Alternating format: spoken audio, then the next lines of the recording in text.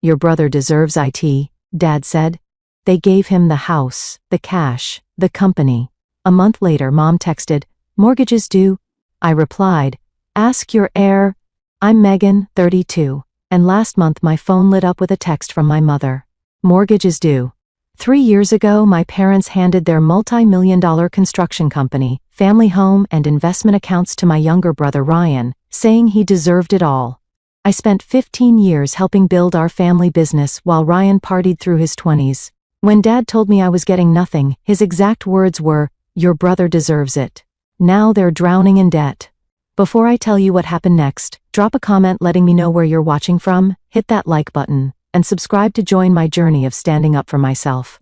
Growing up in our sprawling colonial home in the suburbs of Boston, I always felt like I was living in Ryan's shadow. Our family story began with my grandfather, William Patterson, who started Patterson Construction from his garage in 1965. With nothing but determination and a pickup truck, he built it into a respectable local business. When my father Thomas took over in the early 1990s, he expanded it into a regional powerhouse with contracts across New England. I was 7 when Ryan was born. I remember my father's face lighting up in the hospital waiting room when the nurse announced, "It's a boy." That moment set the tone for the next 25 years of family dynamics. Finally, a Patterson to carry on the family name, Dad declared, as if I hadn't existed for the previous 7 years. From the beginning, the difference in how we were treated was subtle but unmistakable. For Ryan's 5th birthday, he received a custom playhouse that Dad had the company crew build in our backyard. For my 12th birthday that same year, I got a cake and a bookstore gift card. When I brought home straight A's on my report card, Mom would say, "That's nice, honey," before turning her attention back to Ryan's C in math, praising him for improving. My mother Nancy wasn't openly biased, but she enabled my father's favoritism. She was the peacekeeper, always trying to smooth things over with extra attention when Dad wasn't looking. "Your father just has traditional values," she'd whisper, after particularly painful instances of favoritism. "He doesn't mean anything by it." By the time I reached high school, I had developed a strategy: excellence. If I couldn't win their affection through existence, perhaps achievement would do the trick. I joined every business-related club, became president of the Future Business Leaders of America chapter, and graduated as salutatorian. Meanwhile, Ryan barely maintained AC average, spending more time at attention than in extracurricular activities. During my sophomore year, I overheard Dad talking with Ryan after he'd been caught drinking at a school dance. "Boys will be boys," Dad said with a laugh. "Just don't get caught next time." 3 months earlier, I'd been grounded for a week for missing curfew by 15 minutes after staying late at a study group. When it came time for college decisions, I specifically chose to major in business management with a focus on construction management, not because it was my passion, but because I thought it would finally earn my father's respect. I wanted to show him I was serious about the family business. Ryan, on the other hand, bounced between 3 different majors before settling on communications because it was easy.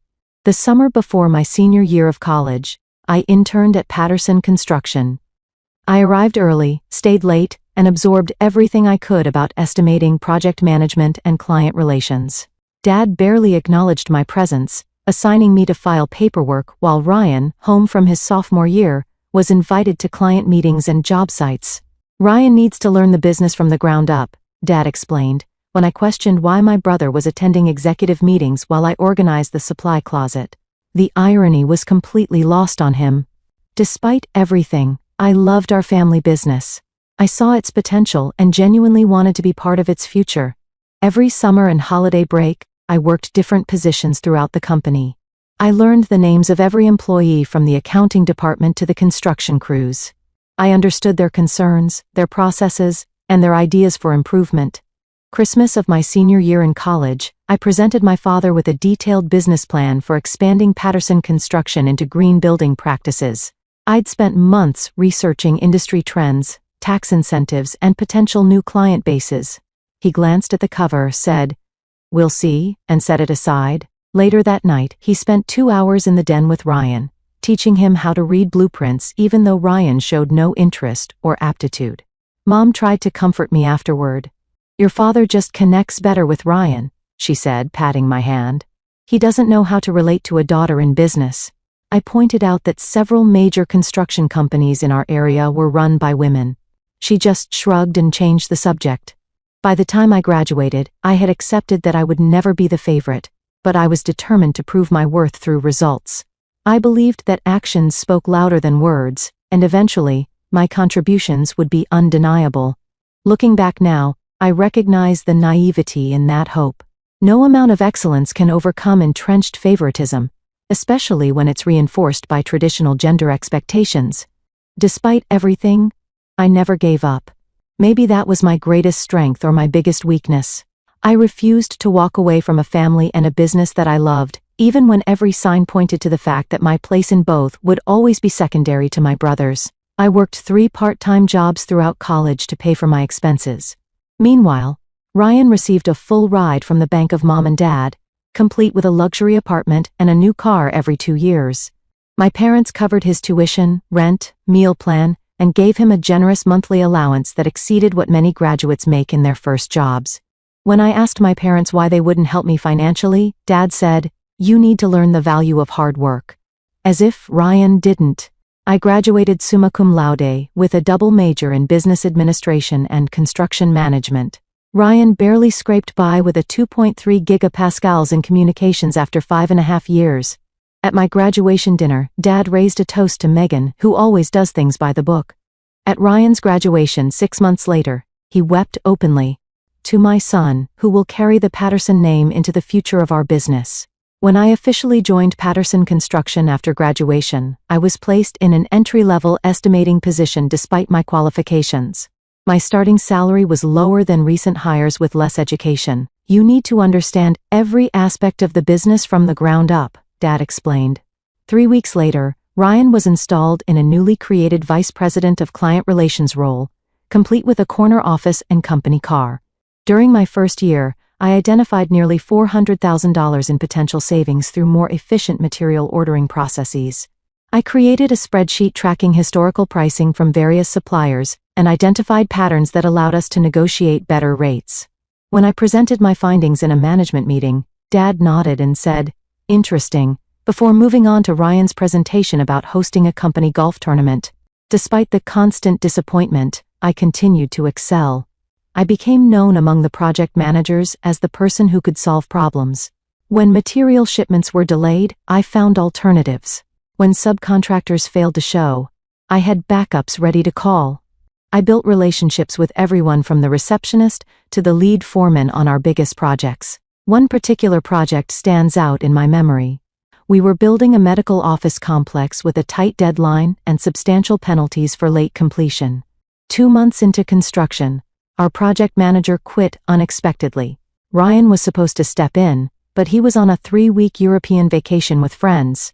Dad was in a panic until I volunteered to take over. I worked 14-hour days for 6 weeks straight. I renegotiated with subcontractors, reorganized the construction schedule to optimize crew time, and personally supervised critical phases of the project.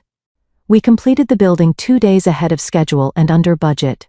The client was so impressed they immediately contracted us for their next expansion. At the completion ceremony, I stood in the background while Dad and Ryan, who had returned just in time, cut the ribbon.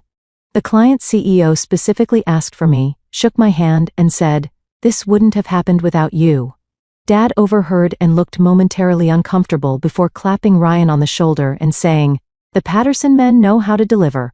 Meanwhile, I lived modestly in a small 1-bedroom apartment, while Ryan purchased a waterfront condo using his executive compensation package. I brought lunch from home and drove a 10-year-old Honda, while Ryan expense-accounted client lunches and drove a company-leased BMW. I built my savings account while Ryan accumulated credit card debt that my parents periodically paid off. The company continued to grow, largely due to the systems and client relationships I developed. I created a new division focusing on sustainable construction that attracted prestigious clients concerned about environmental impact. These projects carried higher profit margins and built our reputation as an innovative firm. Dad took credit for the initiative in industry publications, despite having initially dismissed my proposal. Ryan's contributions were less tangible. He was the face at charity galas and golf tournaments. He charmed the wives of clients at holiday parties. He was photogenic in company marketing materials. When he did manage projects, they typically ran over budget and behind schedule, requiring other managers, usually me, to step in and salvage them. During my 5th year with the company, we faced a major crisis. A significant commercial project was on the verge of collapse after Ryan approved design changes, without calculating the structural implications. The client was threatening legal action, and our reputation was at stake. Ryan was conveniently sick the week this all came to light. I spent 2 weeks negotiating with architects, engineers, and the client to find a solution. I secured additional financing, brought in specialized subcontractors, and personally supervised the remediation work. The project was saved, albeit with reduced profit. When the dust settled, Dad called me into his office. For a moment, I thought recognition was finally coming. "You've done good work cleaning up the situation," he said. "But in the future, consult with me before making financial commitments of this magnitude. Ryan made a mistake, but he's learning. We need to support him while he grows into his role." I sat there, stunned into silence. 10 years of dedication, and I was still being treated as subordinate to my brother who couldn't be bothered to show up when things got difficult. That night, I seriously considered leaving the company for the first time, but I'd invested so much of myself in Patterson Construction that walking away felt like admitting defeat. Besides, where would I go? This was the family business. My business too. Or so I thought. The evening that changed everything began normally enough. Mom invited Ryan and me to Sunday dinner, saying Dad had an important announcement. I assumed it was about the new office building we were planning, or perhaps the expansion into the commercial real estate market I'd been researching. I arrived 15 minutes early as usual, bringing a bottle of Dad's favorite scotch. The house I grew up in looked the same as always, immaculately maintained 4-bedroom colonial with the Patterson Construction sign proudly displayed near the driveway. 25 years of business success had allowed my parents to add a sunroom, swimming pool, and extensive landscaping to the property I still thought of as home. Ryan arrived 20 minutes late, offering no apology. Mom fussed over him as if he'd returned from war rather than the short drive from his condo. Dad beamed with pride when Ryan mentioned he'd just put a deposit down on a boat.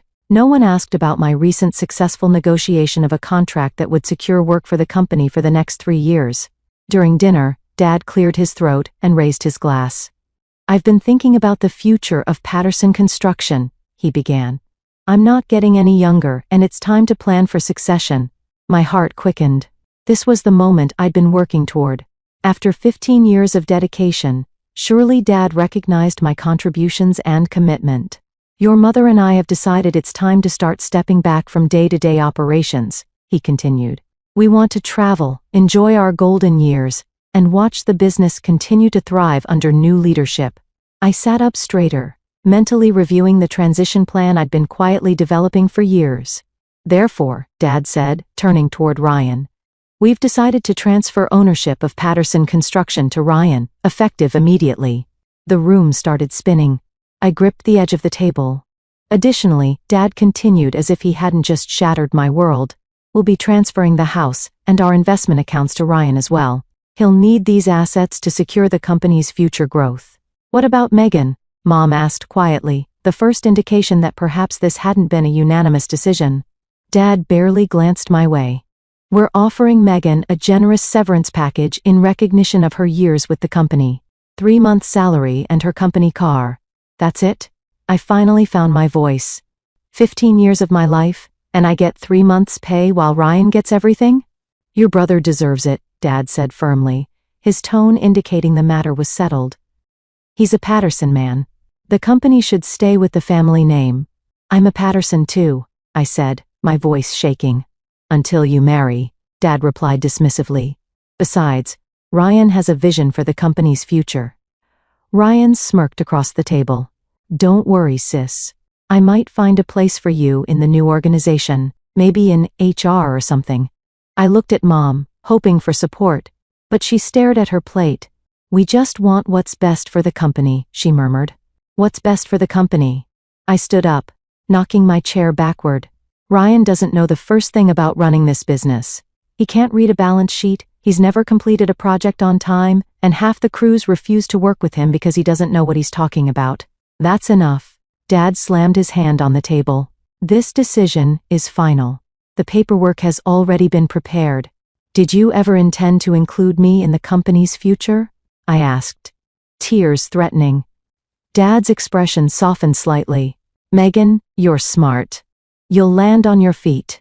But Patterson Construction needs a Patterson at the helm. It's tradition. A male Patterson, you mean? I said bitterly. Don't make this about gender, Ryan interjected. It's about who Dad trusts to carry on his legacy. I looked around the table at my family, Dad resolute in his decision, Mom, unwilling to challenge him. Ryan, barely containing his triumph. 32 years of trying to prove myself, of loving people who would never value me equally, crashed down around me. Congratulations on your retirement, I said coldly to my parents. And congratulations on your inheritance, I added to Ryan. I hope you all get exactly what you deserve.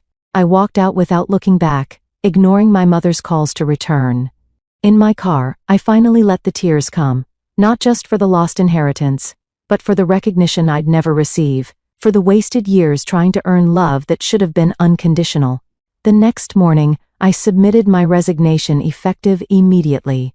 Dad called, not to apologize, but to remind me about the non-compete clause in my employment contract. You can't work for any competitor within 100 miles for 2 years, he said, as if that was his primary concern. I wouldn't dream of it, I replied before hanging up. I cleared out my office on a Sunday when no one would be there. 15 years of work fit into 2 cardboard boxes. As I took one last look at the company I'd helped build, I made myself a promise. I would never again allow my worth to be determined by someone else's inability to see it. The first month after leaving Patterson Construction was the hardest. I rented a furnished apartment in Chicago as far from Boston as I could reasonably go while still staying in the construction industry. Each morning, I woke up questioning my decision. Each night, I reminded myself that staying would have slowly destroyed my soul. I allowed myself 2 weeks to grieve. I cried, I screamed into pillows, I wrote scathing letters to my family that I never sent. Then I got to work rebuilding my life from scratch. The severance package barely covered my first month's rent and security deposit. I dipped into my savings to furnish my apartment minimally and set up my new business, Patterson Consulting. Keeping my name was a small act of defiance. I created a website, business cards, and a LinkedIn profile emphasizing my experience without mentioning it was family business. Cold calls and networking events became my daily routine. I introduced myself to everyone in the Chicago construction industry. From subcontractors to developers, most doors remained firmly closed. Construction consulting from an unknown woman in a male-dominated industry wasn't an easy sell. My first client came through pure desperation, theirs, not mine. A mid-sized developer had fired their project manager mid-construction and needed immediate help. The project was 3 months behind schedule and significantly over budget. I offered to work for a reduced fee with a bonus structure tied to getting the project back on track. For 6 weeks, I worked from 6 a.m. until midnight. I renegotiated with subcontractors, reorganized the construction schedule, and identified costly mistakes in the original plans. By the end, we had cut the delays in half and identified enough savings to offset the previous overruns. The developer was impressed enough to refer me to 2 colleagues. Suddenly, I had a small client base and positive references. I created a niche for myself, the construction consultant you call when things go wrong. I marketed myself as a problem solver rather than competing directly with established project management firms. 4 months into my new venture, I received a call from Martin Chin, Patterson Construction's former head estimator. I quit, he announced without preamble. Ryan fired Dolores and Jim last week, said they were too expensive after 30 years with the company. I couldn't stay after that. Martin filled me in on the changes Ryan had implemented. Experienced project managers replaced with his fraternity brothers. Reliable subcontractors dropped in favor of cheaper alternatives. The sustainable construction division I'd built was dismantled because Ryan thought it was too complicated. The place is falling apart, Martin concluded. Your father is trying to keep his hands off, but he looks physically ill every time he visits the office. I thanked Martin for the information but maintained my boundary. Their business was no longer my concern. Still, I couldn't help but feel validated by the news. It wasn't personal satisfaction I felt, but professional vindication. The skills and knowledge I'd brought to Patterson Construction had been valuable, whether my family recognized it or not. As my first year in Chicago progressed, so did my business. I hired 2 assistants and moved into a small but professional office space. I developed a reputation for honesty and results. Unlike my father, who believed in hierarchical management, I created collaborative relationships with clients. I explained my recommendations clearly and involved them in decisions rather than dictating terms. This approach resonated particularly well with female developers and project owners, a growing demographic in the industry. By my 15th month in Chicago, I had a waiting list of clients and was considering expanding my team. Meanwhile, updates from former colleagues painted an increasingly dire picture of Patterson Construction. Ryan had secured several large contracts by underbidding competitors, not realizing the projects would operate at a loss. Quality issues emerged as inexperienced managers failed to properly supervise subcontractors. 2 major clients had filed lawsuits over delays and defects. I maintained professional distance from these problems, but I couldn't help feeling a twinge of sadness. Patterson Construction had been my grandfather's legacy. Hundreds of families depended on the company for their livelihoods. Ryan's mismanagement wasn't just hurting our family. It was affecting innocent employees who had been loyal for decades. One evening I received an email from Barbara, my parents' neighbor for 20 years. She wrote that there were rumors about my parents experiencing financial difficulties. Their country club membership had lapsed, and they had canceled their annual vacation. The company trucks no longer had the Patterson logo prominently displayed. Instead, they were plain white, with minimal identification. I nearly called my mother that night, but stopped myself. They had made their choice. They had entrusted everything to Ryan, believing that sharing their DNA and gender made him more worthy than my years of demonstrated competence. Whatever consequences came from that decision were theirs to bear. Instead, I channeled my energy into growing my business. I expanded into preventative consulting, helping developers avoid the costly mistakes I'd seen repeatedly in troubled projects. I developed a training program for new project managers based on practical experience rather than textbook theories. I hired 3 more consultants, all women with extensive construction experience, who had faced similar barriers in traditional companies. By the end of my 2nd year in Chicago, Patterson Consulting had become a respected name in the Midwest construction industry. I had proven to myself that my success at Patterson Construction hadn't been a fluke or the result of nepotism. If anything, I had succeeded there despite the obstacles placed in my path. I bought a small but elegant condo in a historic building, my first real home that was truly mine. As I unpacked my belongings, I found a photo of my grandfather standing in front of his first Patterson Construction truck. His expression showed the same pride and determination I now felt. In that moment, I realized I was carrying on his true legacy, not through a name on a building, but through the values of hard work, integrity, and resilience he had embodied. That night, I slept better than I had in years, finally at peace with my new path. I had no idea that the next morning would bring my past crashing back into my carefully reconstructed life. Ryan's approach to running Patterson Construction could best be described as a toddler playing with blocks, knocking down established structures for the sheer pleasure of destruction, with no plan for rebuilding. Within the first 6 months of his leadership, he'd made changes that undid decades of careful business development. His first major decision was firing the company's long-standing accounting firm, replacing them with his college roommate's brother who had just received his CPA license. The new accountant, eager to please and inexperienced with construction industry specifics, failed to properly track job costs across multiple projects. By the time tax season arrived, the company's books were in such disarray that they had to hire a forensic accountant at tremendous expense. Ryan's next brilliant move was restructuring the management team. He eliminated the positions of 3 project managers who had been with the company for over 20 years, claiming they were resistant to fresh ideas.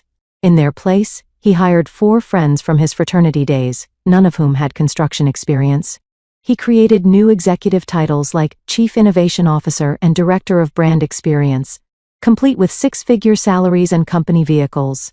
The Patterson Construction Office, once a model of efficient operation, transformed into something resembling a frat house. Ryan installed a ping-pong table and kegerator in the conference room, claiming it would boost creativity. Monday morning staff meetings were replaced with vision sessions where Ryan would ramble about his ideas for company expansion while his newly hired executives nodded enthusiastically. Meanwhile, actual construction projects floundered without proper oversight. The Green Building Division one had established, which accounted for nearly 30% of company revenue, was dismantled because Ryan found the certification requirements too complicated. Long-standing clients who had specifically sought out Patterson Construction for sustainable building options took their business elsewhere. Ryan's approach to winning new business was equally disastrous. He slashed bid prices to undercut competitors without understanding the actual costs involved. Patterson Construction began securing contracts that were guaranteed to operate at a loss before the first shovel hit dirt. When estimators tried to explain the problem, Ryan accused them of being negative and not seeing the big picture of growing market share. The company fleet, once maintained on a careful schedule, fell into disrepair as Ryan redirected the maintenance budget to lease a new Porsche as his client development vehicle. Equipment began breaking down on job sites, causing delays that triggered penalty clauses in contracts. Subcontractors who had worked with Patterson Construction for generations found themselves waiting 90 days for payment instead of the standard 30. Many refused to take on new Patterson projects, forcing Ryan to hire unknown subcontractors whose work quality was inconsistent at best. By the 9-month mark, the company's cash reserves, built up over decades of careful management, had been depleted. Ryan began using the company's line of credit to cover regular operating expenses, a cardinal sin in construction management.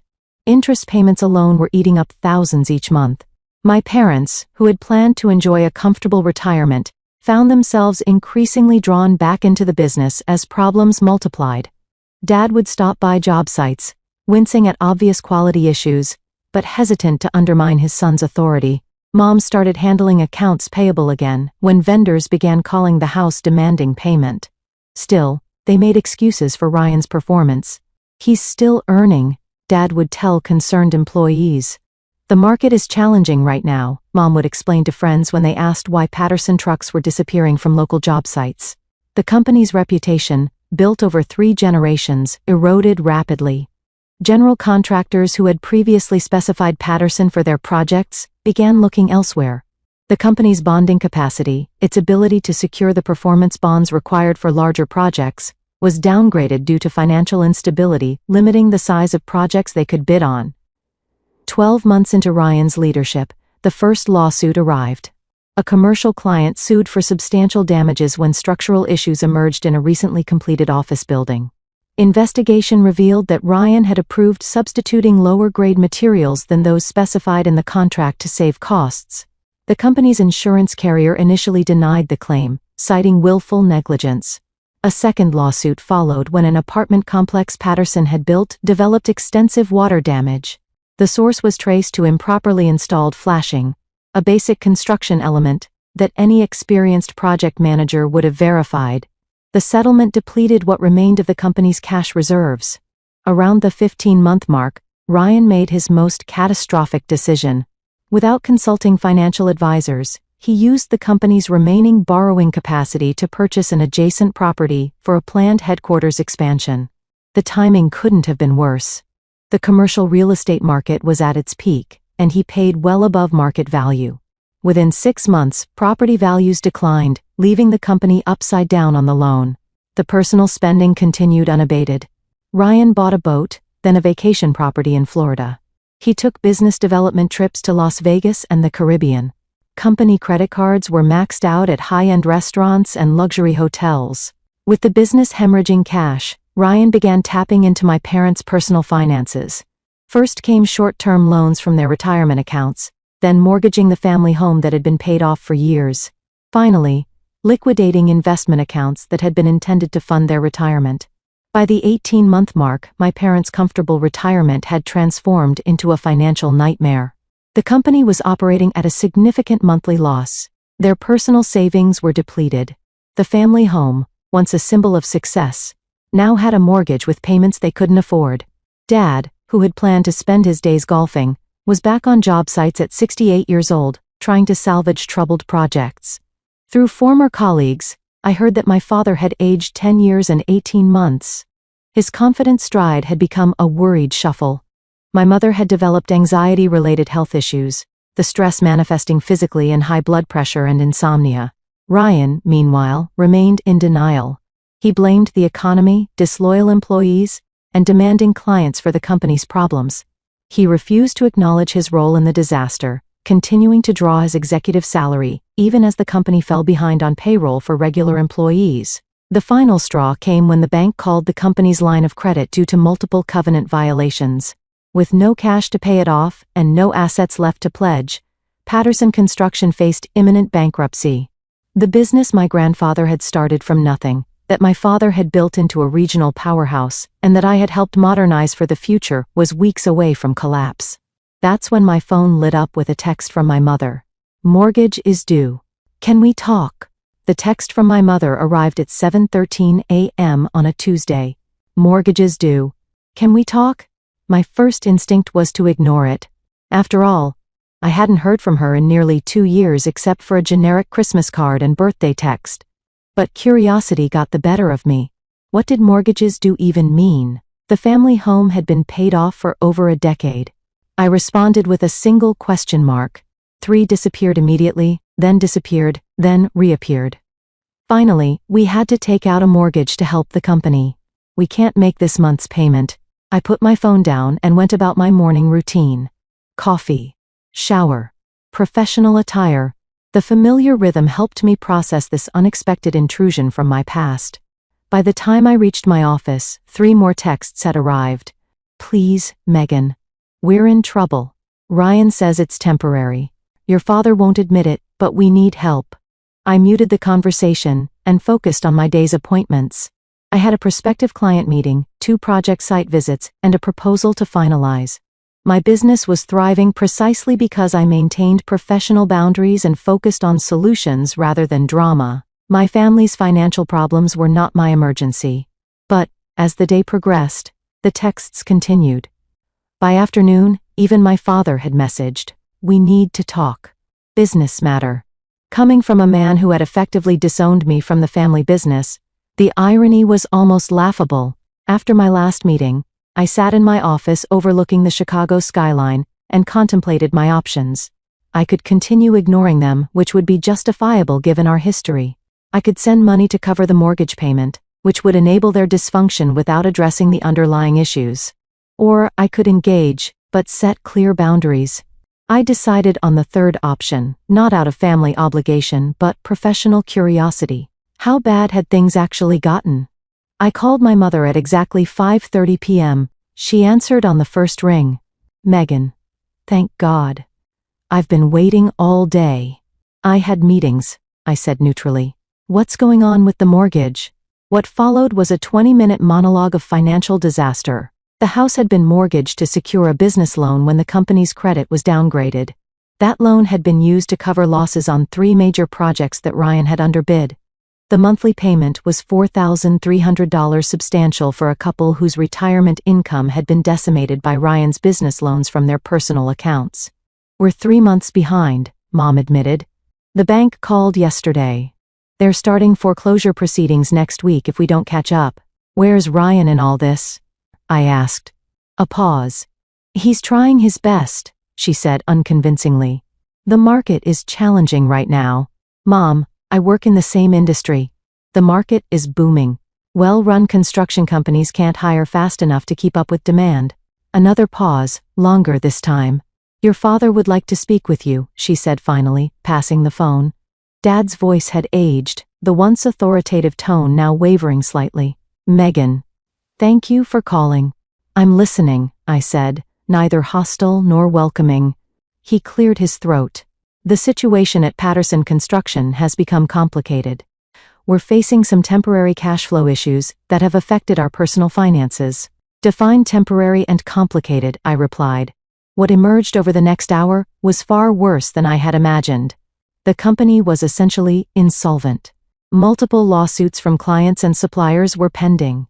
The bank had frozen their business accounts. Ryan had hired and fired 3 CFOs in 18 months, each one quitting when they realized the extent of the financial mismanagement. Employees hadn't received paychecks for 3 weeks. Tax liens had been filed for unpaid payroll taxes. Where is Ryan now? I asked. He's in Florida, Dad admitted reluctantly. At the condo. He says he's meeting with potential investors, but he trailed off. But he's probably on his boat, I finished. Dad didn't confirm or deny. Instead, he got to the point. We need your help, Megan. Financial help? I asked. More than that, he said. We need you to come back. To help us salvage what's left of the company. I nearly dropped the phone. After everything that had happened, after giving Ryan everything and me nothing, they wanted me to return and fix his mess? You want me to rescue the company that you told me I didn't deserve to be part of?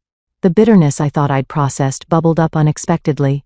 I made a mistake, Dad said quietly. We all did.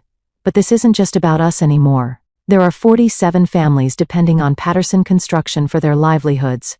People who did nothing wrong except trust our family to lead responsibly. He was playing the guilt card expertly, appealing to the sense of responsibility he had instilled in me. The worst part was, he wasn't wrong. Innocent employees were suffering because of my family's poor decisions. What exactly are you proposing?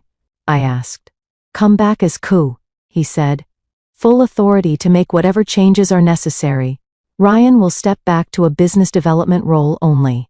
And my ownership stake? A hesitation. We could offer you 20% of the company. I laughed out loud. 20% of a company that's effectively bankrupt? That's your offer after I built a successful business from scratch while Ryan drove yours into the ground. 30%, Dad countered weakly. This call is over, I said. If you're serious about my help, have your lawyer draw up papers for 51% ownership, transferable to me immediately upon verification of the company's financial position. Otherwise, good luck with the foreclosure. Megan. Be reasonable, Dad started. I am being reasonable. You're asking me to leave a successful business I built to rescue one that you explicitly told me I didn't deserve to own. My terms are non-negotiable. I'll talk to your mother, he said finally. Do that. And while you're at it, talk to Ryan. Explain that his vacation is over. If I come back, he works under my direction or not at all. After hanging up, I sat in my quiet office, watching the Chicago lights come on as dusk fell. The conversation had left me shaken, not because of their predicament, but because of my response to it. 2 years ago, I would have immediately rushed to help regardless of the terms. I would have sacrificed my own interests to save the family business out of a misplaced sense of duty. Now, I understood my worth. I had built something valuable on my own terms. If my family wanted to access my skills and experience, they would have to acknowledge that value appropriately. No more giving everything and receiving nothing in return. My phone buzzed with a text from my mother. Your father is talking to the lawyer tomorrow. Please help us, Megan. We have nowhere else to turn. I left it unanswered. Their crisis had simmered for months. It could wait another day while I considered my options carefully. Whatever decision I made would be based on business logic, not emotional manipulation or family obligation. For the first time in our relationship, I had the leverage. The question was, what would I do with it? 3 days after the desperate call from my parents, I boarded a flight to Boston. In my briefcase were 2 documents prepared by my attorney, one for a consulting agreement, the other for a transfer of controlling interest in Patterson Construction. I had no idea which would be signed if either. I had rented a car rather than asking my parents to pick me up, maintaining the professional distance this situation required.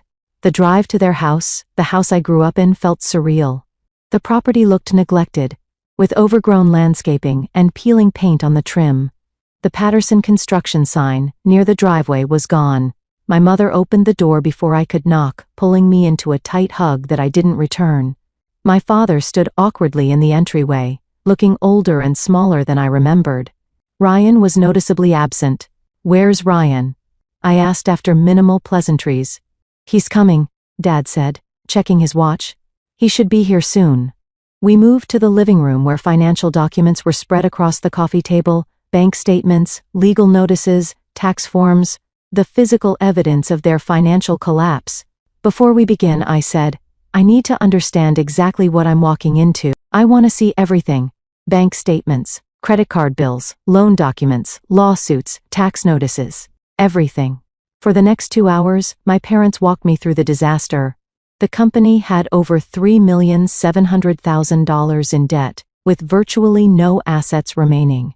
Suppliers were refusing deliveries without upfront payment. 3 major clients had terminated contracts due to delays and quality issues. The family home had a $780,000 mortgage with no payments made in 4 months. Where did all the money go? I asked, although I already knew the answer. Dad hesitated, but Mom spoke up. Ryan made some questionable decisions. As if on cue, the front door opened, and Ryan strolled in. He was tanned from his Florida business trip, designer sunglasses perched on his head. He stopped short when he saw me. "Family reunion?" he said, with forced casualness. "Nobody told me Megan was coming." "Sit down, Ryan," I said. "We're discussing how you destroyed a 3-generation family business in less than 2 years." His face flushed. "That's not fair. The market conditions." "Save it," I interrupted. "I've seen the numbers. This has nothing to do with market conditions and everything to do with incompetence and embezzlement." "Embezzlement? That's a serious accusation," he blustered. I pulled out a document from my briefcase, a spreadsheet I had prepared analyzing his personal expenditures charged to the company. Country club memberships, first-class flights, the boat, the Florida condo. All purchased with company funds, while projects were failing, and employees weren't being paid. Ryan looked to our father for support, but Dad stared at the floor. "I was entitled to compensation as CEO," Ryan tried. "Not when the company is insolvent," I countered. "That's textbook fraudulent conveyance, possibly criminal depending on how the funds were documented." The color drained from his face. For perhaps the first time in his life, Ryan realized he couldn't charm or bluster his way out of a situation. "I've reviewed everything," I said, addressing my parents while ignoring Ryan. "There are 2 options on the table. Option 1, I come in as a consultant, charging my standard rates to develop a restructuring plan that you implement. Option 2, I take controlling interest in the company, 51%, and full authority to execute whatever changes I deem necessary." "This is ridiculous," Ryan interjected. "You can't just waltz in and take control of my company." "Your company?" I raised an eyebrow. "The company you ran into the ground? The company that's weeks away from bankruptcy?" "That company." "Megan is right," Dad said quietly. We all turned to him in surprise. "We gave you every advantage, Ryan. Resources, opportunities, authority, and you squandered all of it." It was the first time I'd ever heard my father criticize Ryan directly. The shock silenced even Ryan. "We'll take option 2, Dad continued. "Full control to Megan." Ryan started to protest, but Dad held up his hand. "It's done, Ryan. If you want any hope of salvaging your reputation or staying out of legal trouble, you'll cooperate fully with whatever Megan decides." My mother nodded in agreement, tears in her eyes. I pushed the ownership transfer documents across the table and my parents signed without further discussion. Just like that, I became the majority owner of Patterson Construction. "Now what?" Ryan asked sullenly. "Now the real work begins," I replied. "Tomorrow morning, 7 a.m. at the office. Everyone, including you, Ryan." The next morning, I arrived at Patterson Construction headquarters at 6:30 a.m. The building that had once been a source of family pride looked shabby and neglected. Inside was worse: disorganized paperwork, outdated computers, empty desks where longtime employees had once sat. My parents arrived at 6:50, Ryan at 7:20 with a coffee in hand and no apology for his tardiness. I gathered them in the conference room, now devoid of the ping-pong table but still bearing scuff marks on the walls. "Here's how this works," I began. "This is a rescue operation, not a family reunion. I'll make decisions based on what's best for the company's survival, not anyone's feelings or expectations. Anyone who can't accept that should leave now." No one moved. "Good. First order of business, Ryan. You're removed from all operational and financial responsibilities, effective immediately. You'll work exclusively in client relations under my direct supervision. Your salary is reduced to match other department heads. Company credit cards canceled. Company car returned. Florida condo sold." Ryan started to protest, but Dad placed a warning hand on his arm. He subsided, glaring at me. "Mom and Dad, you'll serve in advisory capacities only. You have institutional knowledge that's valuable but no decision-making authority. Your retirement benefits are suspended until the company is profitable again. My mother nodded. My father looked pained but didn't object. I've contacted key former employees who were terminated or quit under Ryan's leadership. 7 have agreed to return, including Martin Chen and Dolores Rodriguez, who will resume their previous roles in estimating and office management. I outlined the rest of my restructuring plan, renegotiating with creditors, meeting personally with dissatisfied clients, implementing strict financial controls, and selling non-essential assets to generate operating capital. I made it clear that the recovery would be painful and required sacrifices from everyone. Over the next 3 months, I split my time between Chicago, where my assistant managed ongoing Patterson consulting projects, and Boston, where I implemented the rescue plan. I worked 16-hour days, 7 days a week. I made difficult decisions, including laying off Ryan's fraternity brothers and terminating expensive office leases. The turnaround wasn't immediate, but progress came steadily. We negotiated payment plans with suppliers who respected my reputation in the industry. 2 major clients agreed to reinstate contracts with revised timelines after I personally guaranteed quality oversight.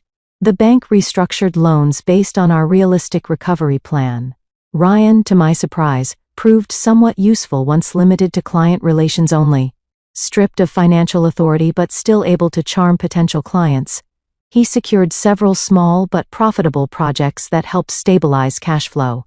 He seemed humbled by the experience of nearly losing everything, though I remained cautious about his newfound responsibility. 6 months into the rescue operation, Patterson Construction was stable, not thriving, but no longer at imminent risk of collapse. I had established systems and training that allowed me to scale back my direct involvement. My parents had downsized to a smaller home, using the proceeds from selling their over-mortgaged property to eliminate personal debt. As for me, I maintained majority ownership, but hired an experienced construction executive to handle day-to-day operations in Boston, while I returned to my Chicago business full-time. I had proven what I needed to prove, to my family and to myself. The most significant change wasn't in the company's financial statements, but in my family's dynamics. My father, who had once dismissed my contributions, now consulted me on every major decision. My mother, who had enabled years of favoritism, apologized tearfully during a private dinner. Even Ryan acknowledged, albeit reluctantly, that the company would have disappeared without my intervention. But the most important transformation was internal. I no longer needed their approval or recognition to validate my worth. I had built a successful business on my own terms, then rescued the family company on my terms. My sense of value came from within, not from external validation. A year after that desperate text about the mortgage, I received another message from my mother. The company showed a profit this quarter. Thank you for saving our legacy. I smiled at the message but didn't immediately reply. Instead, I looked around my Chicago office, at the business I had built from nothing, at the team I had assembled based on merit rather than nepotism. This was my legacy. Not a name on a building or a company passed down through generations, but the knowledge that I had created something valuable through my own efforts. Later that evening, I finally replied to my mother. It was never about the legacy. It was about recognizing worth where it exists, not where tradition dictates it should be. I'm glad you finally see that. The journey from being the overlooked daughter to the company's savior taught me lessons no business school could provide. That sometimes losing everything is the only way to discover your true value, that standing firm in your worth isn't selfish, it's necessary. And, most importantly, that the opinions of others, even family, don't define your capabilities or potential. So, what about you?